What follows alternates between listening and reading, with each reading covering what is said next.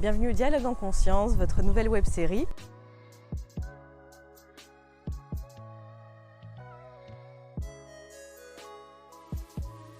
Notre première saison est consacrée au potentiel quantique en nous, avec Annick de Souzenel et Pascal de Gaillatis. Je ne sais pas si j'ai une vision sur ce sujet ou si je suis vue par ce sujet. Voilà, le problème est là. Parce que mon expérience commence dès ma plus petite enfance, puisque je me souviens très bien m'être demandé dans quel monde absurde j'étais tombée, étant donné que je suis née tout de suite après la guerre de 14 et que je voyais ma famille ne vivre que la guerre de 14. C'est elle qui continuait d'être le substrat de la vie. Et j'étais absolument effarée par cette réalité-là.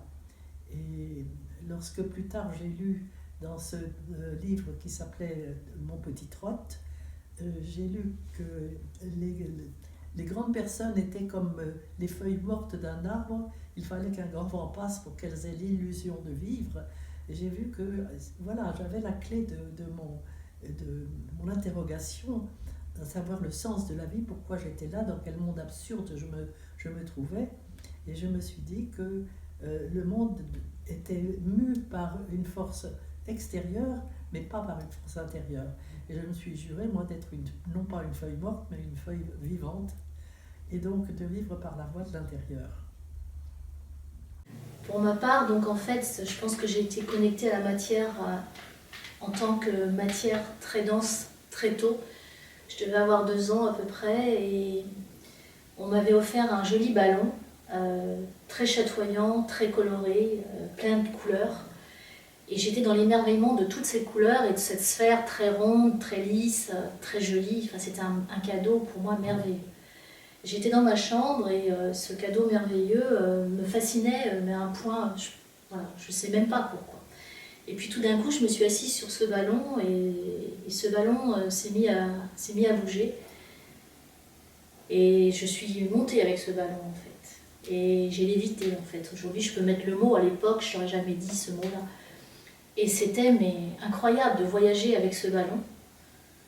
Et puis je suis redescendue doucement et à partir de là, j'ai couru voir, il y avait des adultes dans une autre pièce, ils étaient là ensemble, ils discutaient. Et j'ai voulu remercier, c'était mon parrain qui avait dû m'offrir ce ballon. En tout cas, c'était un adulte. Et je vais le remercier et je dis, oh là là, mais c'est un ballon magique. Et je remercie vraiment de ce ballon magique. Et tout le monde me dit, oui, oui, c'est bien, il est joli ton ballon. Je dis, oui, oui, mais c'est un ballon qui vole. Et là, je sens une sorte de choses pas vraiment silencieuses, mais de doute. C'est palpable. Et à partir de là, j'insiste en disant, mon ballon, il vole, et non seulement il vole, mais il m'a emmené. Et là, ça a été vraiment une sorte de silence, et puis de doute. Et puis de m'entendre dire, écoute, s'il vole ton ballon, montre-nous.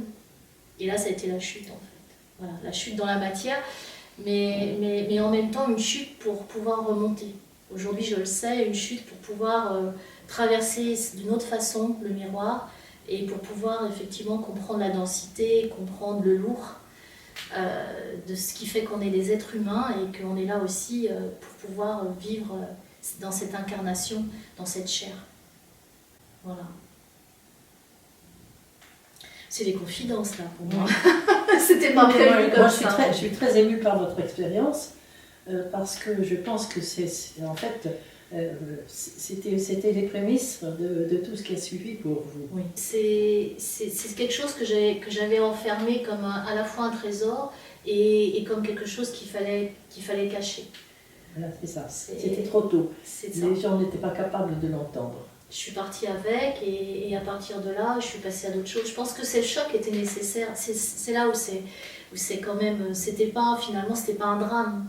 Au contraire, c'était la chute, la vraie chute qui s'est passée à ce moment-là en fait. Oui, parce que quand je suis arrivée, j'étais pas encore en chute finalement à ma naissance. Oui. J'étais pas encore totalement descendue. Oui. C'est très très intéressant de l'expérience que vous avez. Alors peut-être puis-je dire que c'est un petit peu la même chose, que je n'étais pas totalement descendue non plus. En tout cas pour me souvenir de quelque chose qui n'était pas absurde. Seulement j'ai retenu beaucoup le mot absurde en me disant à quoi est-ce que je suis sourde. Et c'est là où il est certain que quand après je me suis penchée sur les textes sacrés, tout à coup je n'étais plus sourde à ces textes sacrés et j'entendais autre chose que ce qui était traduit. Donc vous voyez, tout ça se tient. Il y a un fil conducteur étonnant dans votre expérience, dans la mienne. Oui. C'est étonnant, comme si depuis notre naissance, il y avait un chemin qui était tracé. C'est exactement ça, et en même temps avec le libre arbitre. Et c'est là où c'est complexe à comprendre, c'est comment est-ce possible de dire c'était tracé et d'être dans le libre arbitre en même temps. Je ne crois pas qu'il faille parler de libre arbitre ou de vraie liberté. Oui. Et la vraie liberté, elle est quelque chose, c'est comme un contrat qu'on a signé avant de naître. Nicolas Berdyaev est extraordinaire quand il parle de la liberté. Je ne sais pas si vous connaissez ce philosophe chrétien, Nicolas Berdyaev. C'est un homme que j'aime énormément et je regrette de ne pas l'avoir connu personnellement.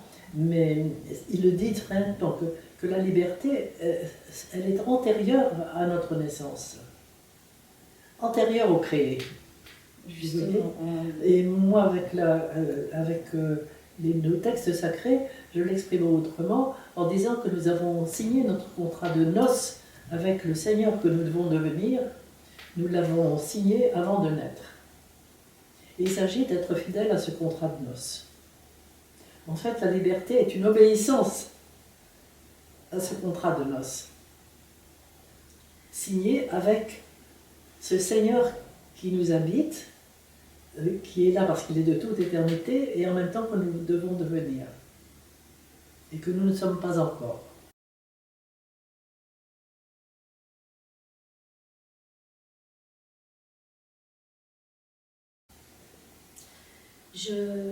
Je pense qu'on n'est pas déjà une sorte de bloc, un bloc de marbre. Donc en fait, on a l'impression qu'on a une pensée, et parfois même une pensée unique, alors qu'en fait on est pensé. Et je pense qu'on est pensé justement, pour moi déjà, pour commencer par le corps. En fait le corps nous pense. Et ce sont les cellules à travers nous qui expriment certaines choses, certaines données, certains choix, mais on n'en a pas conscience. Là où le potentiel, la potentialité en nous peut agir et nous ramener une forme de libre arbitre, c'est que c'est pas parce qu'on rencontre quelque chose à un moment donné qu'on n'a pas la liberté de pouvoir le changer. Et plus on est conscient de qui on est, de ce qui nous habite et justement de cet état et de devenir Seigneur en fait, et plus on a la possibilité de pouvoir élargir le champ des possibles.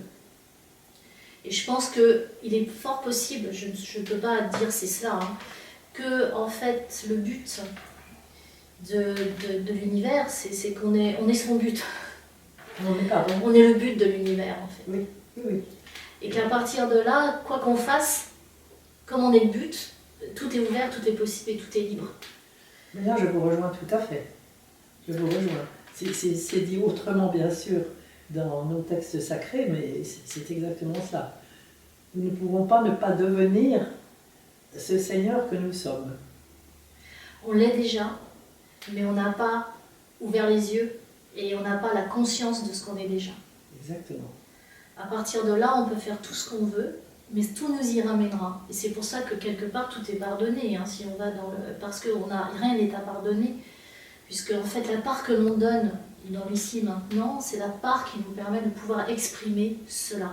Et moi, le cela, c'est le C majuscule qui fait que je ne dis pas Dieu, forcément, ou tout ce qui est, puisque c'est la même chose. Le cela, c'est ce côté à la fois neutre, autant féminin que masculin, et qui est en fait le sujet, le cela, de l'objet et l'objet du sujet. Je veux dire par là qu'il n'y a pas de différence entre ce qui est observé, ce qu'on observe et ce qui nous observe. Ce qui nous observe. Notre cela, c'est celui-là que j'appelle ce Seigneur. Voilà. Voilà. Mais c'était exactement ce même réel profond qui nous conduit tous. Et c'est là où la complexité, c'est quand cela s'exprime, je m'efface, le je s'efface, Et quand je l'exprime, cela s'efface. Je ne sais pas si je suis claire, mais en fait, il peut pas y avoir, on ne peut pas être là en même temps, si je puis dire.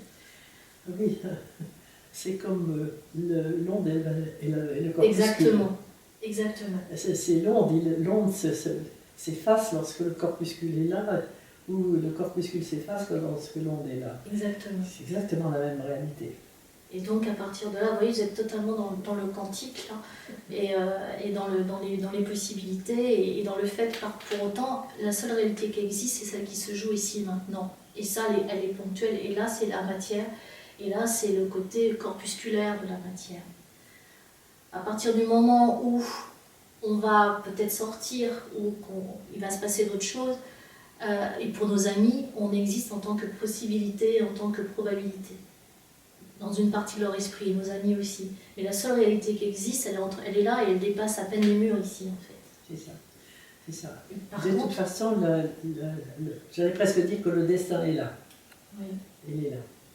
Mais ce qui nous habite, et ce qui nous habite, là, nous met dans l'infini. L'infini n'est pas dehors, hein. L'infini est C'est à dedans. l'intérieur de nous, bien sûr. Et plus on est dans la conscience de cet infini, dedans, et plus l'infini dehors s'élargit aussi. Mais il est juste une sorte de fantasme quelque part, parce que, comme je le dis, nos yeux s'arrêtent au jardin qui est là, et je ne peux pas aller au-delà de ce qui est derrière. Pour autant, je peux fantasmer quelque chose qui est derrière, mais pour autant, ce qui m'habite n'est pas fantasmé du tout.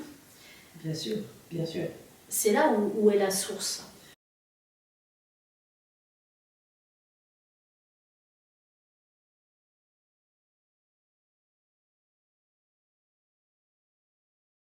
Est-ce qu'on ne peut pas dire justement que nous faisons résistance à ce réel, et que plus nous faisons résistance à ce réel, plus nous statuions dans quelque chose qui est source alors de souffrance. La souffrance peut faire partie de la façon dont la matière s'est organisée. Pourquoi? Parce que intrinsèquement, la matière n'est pas faite est faite pour être stable. Elle n'est pas faite pour la transformation. Pourquoi? Parce que la réalité manifestée a tellement eu de difficultés à se manifester que Elle voudrait rester. C'est ça, le miracle, si on regarde, on met beaucoup les choses à l'envers, d'où la conversion du regard. Le miracle, c'est que tous ces murs se tiennent, que nous sommes assises, que ça ne bouge pas, alors qu'intérieurement, c'est juste même pas mesurable. Et ça va à des vitesses tellement prodigieuses qu'on ne peut rien voir. Mais la matière, en fait, elle lutte pour pouvoir exister. Donc quand on lui demande ensuite de se transformer, c'est compliqué. Et en fait, puisque la matière est habitée par justement une potentialité qui fait qu'on est vraiment dans cette dimension des molécules, des atomes et de tout ce qui va très vite, donc sa difficulté a été de pouvoir tenir. Donc nous, pareil pour nous, on a forcément dû limiter notre champ des possibles pour ne pas partir dans toutes les directions. Et donc déjà se stabiliser dans une direction, c'est déjà nécessaire. À partir du moment où on veut changer de direction, la matière, la première chose qu'elle va amener, c'est une résistance. Et d'ailleurs, en physique, vous poussez un objet, ou vous appuyez sur un objet, il va y avoir une force qui va être contraire, qui va équilibrer ça. Et en psychologie, on parle de résistance. Mais cette donnée, en fait, finalement, qui est tout à fait juste, tout à fait normale, parce que, à la limite, la matière, elle souffre quand on lui demande de changer. Oui. Et pourtant, on lui demande constamment de changer. Oui, mais parce qu'on n'a peut-être pas trouvé le bon mode. C'est que c'est pas en appuyant, en contrariant, jusqu'à la rupture, mais en comprenant, en conscientisant et en descendant dans les émotions, en fait. C'est-à-dire que E égale MC2, qu'est-ce qui habite, quelle est l'énergie qui est dans la matière? Pour nous, en tant qu'êtres humains, ce sont les émotions. Et qu'est-ce qui fait bouger la matière? Les émotions, la motivation, le désir. Et c'est à partir de là où plus on se comprend, plus on traverse cette souffrance de l'intérieur, et plus la matière va muter d'elle-même, en fait. Et ça alors, pour parler un langage qui est mon expérience profonde, j'ai essayé justement de ne pas lutter contre, mais de lutter avec. Parce que c'est une lutte quand même. C'est une lutte, mais c'est lutter avec, entrer dedans. Oui. Entrer dedans pour dominer justement cette force incroyable des émotions, afin que ces émotions puissent être nommées, travaillées, parce que ces émotions, c'est encore de l'ombre qui est porteuse de lumière. Oui. Et si je nomme, et là, mon expérience alors profonde, lorsque je nomme cette émotion, qui, si je la laisse déferler à l'extérieur, va tout détruire, peut tout détruire, alors que si je la prends en main et qu'elle ne joue pas à ma place, je fais l'expérience étonnante d'une alchimie secrète qui se joue et qui fait que cette émotion devient de l'information. Voilà, elle est porteuse d'information, mais elle la donne à ce moment-là. Elle la donne, mais elle disons, la révèle. Elle va en fait me donner en fait une information sur l'environnement et l'émotion. Donc ce qui va faire, là ça me plaît, là ça me plaît pas, là je suis triste, là je suis joyeuse, mais c'est parce que l'événement me renvoie cette information émotionnelle que je peux savoir, je peux apprécier où j'en suis avec mon environnement. Donc l'émotion c'est un indicateur, un informateur de quelque chose que je vais rencontrer, Oui. et qui va me permettre de me réajuster effectivement si cette émotion n'est pas juste dans le sens où elle me fait du mal. Parce que la matière n'est pas notre ennemi, la vie n'est pas notre ennemi, mais c'est nous qui, quelque part, faisons... Bien sûr. Oui. Bien sûr. Et parce que forcément, Elle est la matière à transformer. C'est ça. Je dirais même la mutation, parce que il est important aujourd'hui de sortir le changement de paradigme qui s'annonce aujourd'hui, c'est de sortir de la matrice de la souffrance. Ça ne veut pas dire être dans l'évitement des émotions, bien au contraire, c'est pas possible. Au contraire, c'est les saisir. C'est ça. C'est les saisir et les transformer. Et qu'elles donnent leur lumière, qu'elles donnent leur information. Et de comprendre qu'il y a souffrance quand il y a résistance. Il y a résistance à quoi? Résistance à aller vers soi. Mon expérience, si vous voulez, que j'ai de ce que vous dites, est tout entière résumée dans ce Va vers toi. Justement, j'ai écrit ce livre d'ailleurs avec ce titre, Va vers toi, en reprenant l'invitation que reçoit Abraham d'aller vers lui-même, d'entrer dans cette grande aventure de la personne. Et ça a été traduit par une grande aventure extérieure de toute l'histoire du peuple hébreu. Mais si vous reprenez ce qui est écrit en sous-jacence de tout cela, c'est justement cette grande aventure intérieure de cette transmutation des énergies potentielles, de tout ce potentiel. Je crois qu'on peut aussi l'appeler tout l'obscur qui est en nous et qui est appelé à devenir de la lumière. C'est ça. En fait, le but n'est pas d'aller dans la lumière, mais de sortir de l'ombre. Voilà, alors c'est ça, il s'agit de sortir de l'ombre. C'est cette réalité-là qu'on trouve dès le premier verset de la Genèse, quand il est dit que Dieu crée les cieux et la terre. Et les cieux, c'est toute cette ombre. C'est sous le symbole de l'eau. Baïm, c'est Shamaïm, c'est l'eau, mais c'est l'ombre, c'est la ténèbre. Et Eretz, c'est l'émergence à la lumière. Alors, c'est dans toute une dynamique qui est inscrite là. C'est pas quelque chose qui a été créé, pof, ça. Mais c'est un potentiel. Exactement. C'est un potentiel qui est donné à partir duquel la lumière va émerger. Exactement. Et toute la création est cela. C'est cette histoire de ciel et de terre. La terre veut manifester, et le ciel, notre Père qui est aux cieux. C'est pas notre Père qui est au ciel. Ça veut bien dire que si c'est les cieux, on est déjà dans une potentialité. Et la potentialité qui nous habite, en fait, nous permet de pouvoir à n'importe quel moment retourner une situation.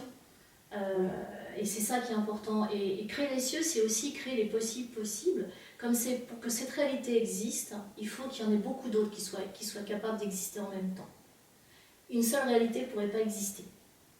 Donc, oui, mais je suis tout à fait d'accord. C'est un potentiel infini, en fait. C'est ça. C'est un potentiel infini dont notre vie va faire petit à petit émerger la lumière.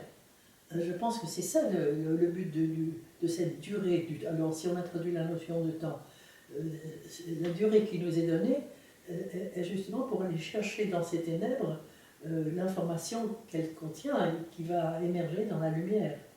Et toute notre vie, elle est là, notre vie. Notre vie est là, oui, dans le sens où on est là pour choisir. Il faut arrêter vraiment de croire que si on est ici, c'est pour en baver, c'est pour souffrir. Je pense que ça aussi, c'est plus valable.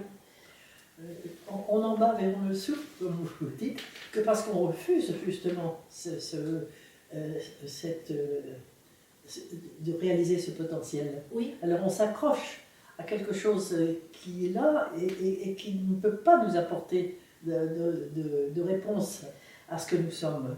Mais parce que aussi, il y a un problème avec la croyance. Le problème de la croyance, c'est que quand on est dans un milieu qui va faire que justement notre information va être activée dans l'ADN parce qu'il y a un environnement, parce que l'ADN s'active avec l'environnement, et qu'on entend des choses comme quoi on ne peut pas être heureux sur Terre, et qu'on ne l'entend pas seulement avec une personne, mais tout un ensemble de personnes, parce que beaucoup de religions, quand même, peu de religions disent que l'homme a la possibilité ici de s'épanouir et d'être heureux.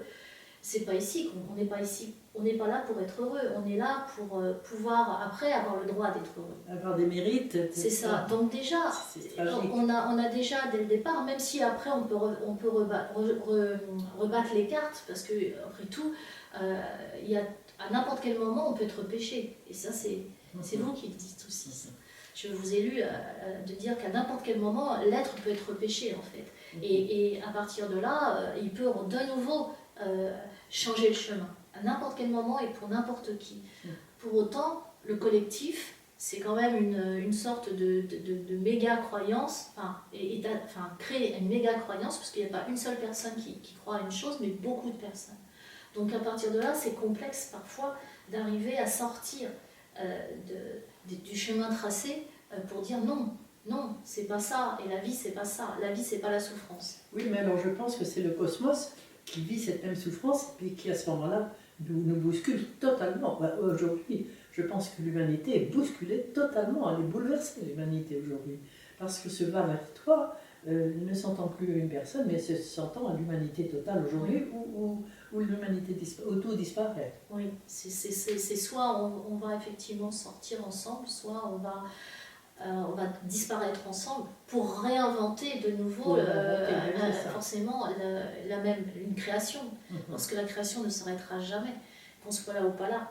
Mais ce qui est important, c'est les prises de conscience et que les gens aujourd'hui qui ont peur se disent que non, on a tout en nous pour pouvoir justement avoir les moyens de changer très vite, de muter d'ailleurs les données, de remélanger les cartes et de se réapproprier en fait le pouvoir qu'on a eu dès le départ, celui dont vous parlez, celui d'être un Elohim en fait. Et l'être humain à la base, il est cela. Mais pour autant, il ne le conscientise pas.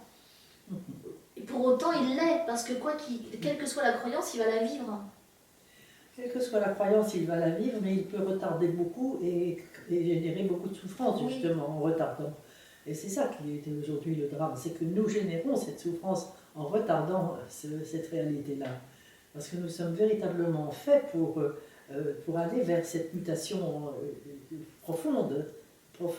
Et plus nous créons de résistance à cette mutation, plus nous engendrons la souffrance. Ce n'est pas parce qu'on souffre qu'on est victime.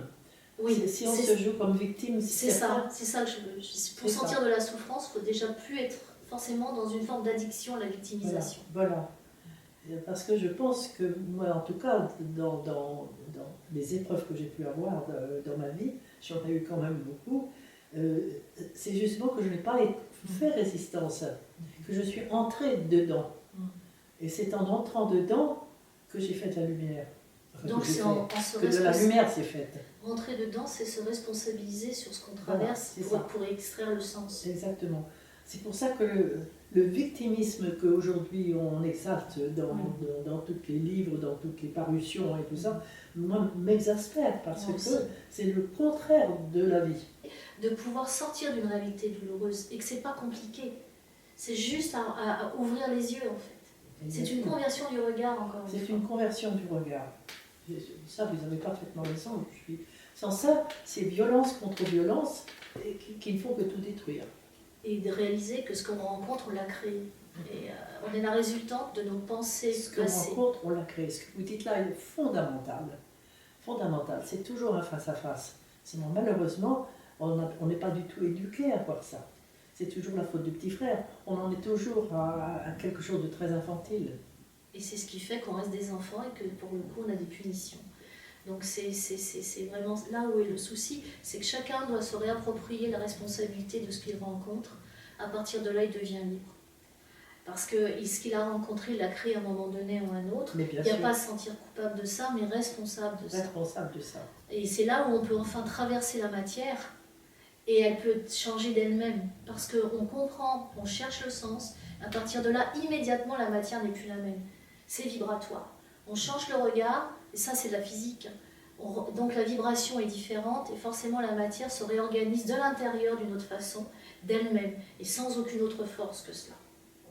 Et c'est là où c'est vraiment quelque chose de fantastique, parce qu'on n'a rien fait, on a juste regardé, et le regard qu'on a porté sur cette matière fait qu'on l'a transformée, puisque le regard c'est le vecteur qui fait qu'il se passe quelque chose, et c'est surtout une vibration.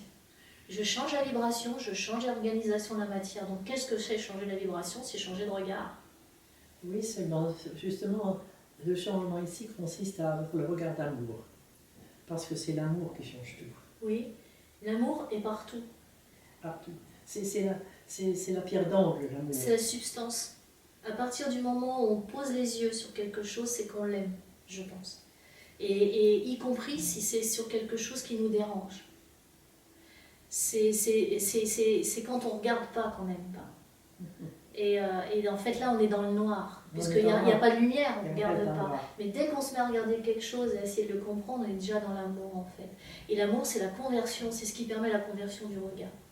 C'est que regarder ce qu'on rencontre et que ça nous dérange, on est là, on le comprend, on sait qu'on l'a créé, et on le reconnaît comme un de nos enfants, puisque c'est notre création. Et donc on n'est pas en train de dire celui-là il me plaît beaucoup moins parce qu'il est moins performant que celui-là. Au contraire, je l'aime autant parce qu'il est en train de me faire progresser. Le changement ici consiste à un regard d'amour, parce que c'est l'amour qui change tout. Oui, l'amour est partout. C'est la pierre d'angle, l'amour. C'est la substance. À partir du moment où l'on pose les yeux sur quelque chose, c'est qu'on l'aime.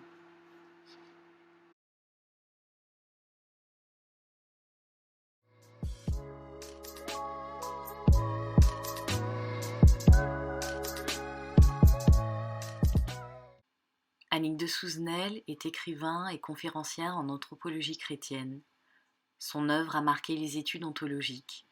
Elle amène du symbolique et de la mystique dans la matière. Pascale de Gaillatis est chercheuse interdisciplinaire. Elle est la fondatrice de la psychobiologie quantique. Elle décrypte la manière dont les lois de l'univers régissent notre être.